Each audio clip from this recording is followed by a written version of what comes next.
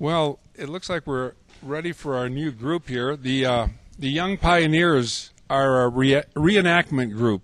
They portray historical characters from various eras, and today they're going to entertain us with some Boys and Girls Club historical figures.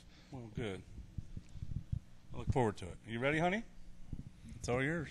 This organization had its beginnings in 1860 with several women in Hartford, Connecticut.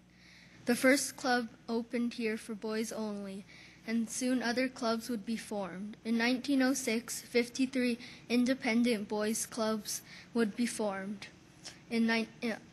As they were known then, joined together to form a national organization, the Federated Boys Club, and in 1931 became Boys Clubs of America. In 1956, this group made an agreement with Girls Clubs of America, which changed its name to Girls Incorporated. In 1990, we became the Boys and Girls Clubs of America, and now 2007, we are celebrating our 100th birthday. Thank you.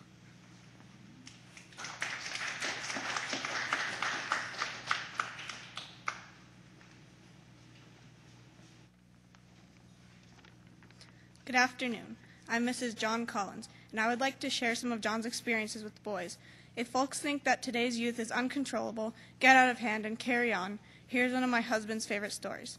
In the early days, it was a real challenge to get and keep these rowdy and noisy groups on task. Let's see. Oh, yes. Boys. Then there was a tremendous applause. My husband said, "We have opened the club tonight." And then there were cries of "good, good," and "you don't say so." Then 2 boys are put out for fighting. And we intend to make it as pleasant as possible for you this winter. A boy cried, "Oh, cheese it, mister. But first I want to tell you that you must behave." Then there were cries such as, "You get out." Next, no boy can use tobacco in this. And then came immense excitement, and yells and whistles, and several boys filled their mouths with fresh tobacco. Then you must wash your face and hands and comb your hair every night before coming to the room.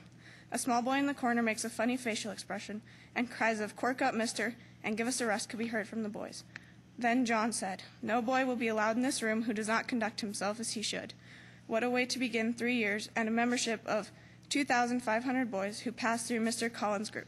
He truly loved the times he spent with the group and the leaders of today's Boys and Girls Club. The leaders of the Boys and Girls Club must feel the same way and can see the humor and change in them from being members of Bisbee's club. Thank you.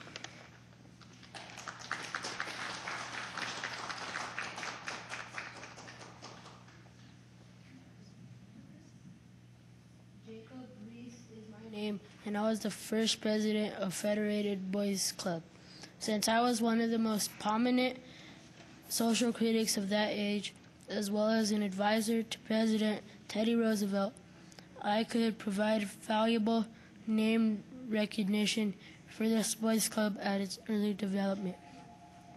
Armed with one of the new flash cameras, I exposed grim living conditions and penned a book, How the Other Half Lives, that took a look at the dirty, dangerous, and often fatal life of the urban poor, a real eye-opener for New Yorkers. I was considered a true children's champion. I told Americans it is through the boys' club that the street is hardest hit. It is the club which knocks out the gang and with its own weapon, the weapon of organization. Thank you.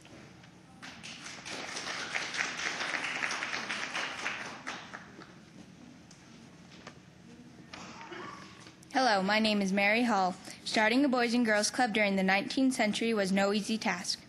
Suitable buildings were hard to find. Furnishing had to be begged or borrowed. A few people were willing to undertake the work. I was Connecticut's first woman lawyer and knew about battling the odds.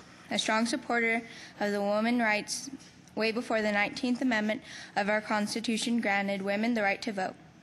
I always believed in improving lives of children. In 1880, I founded a new club, the Goodwill Club. This organization I founded lives on today as a Boys and Girls Club of Hartford, Connecticut. Thank you.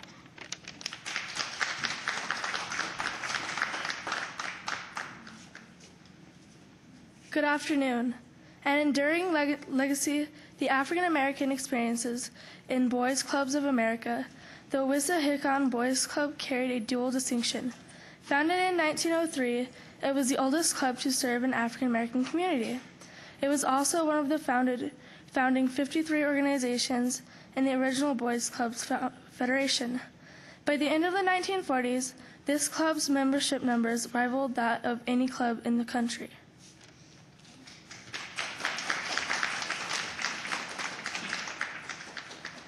William T. Coleman was the first African-American Boys Club professional. Mr. Coleman attended Hampton Institute University in Virginia and was a manual training teacher.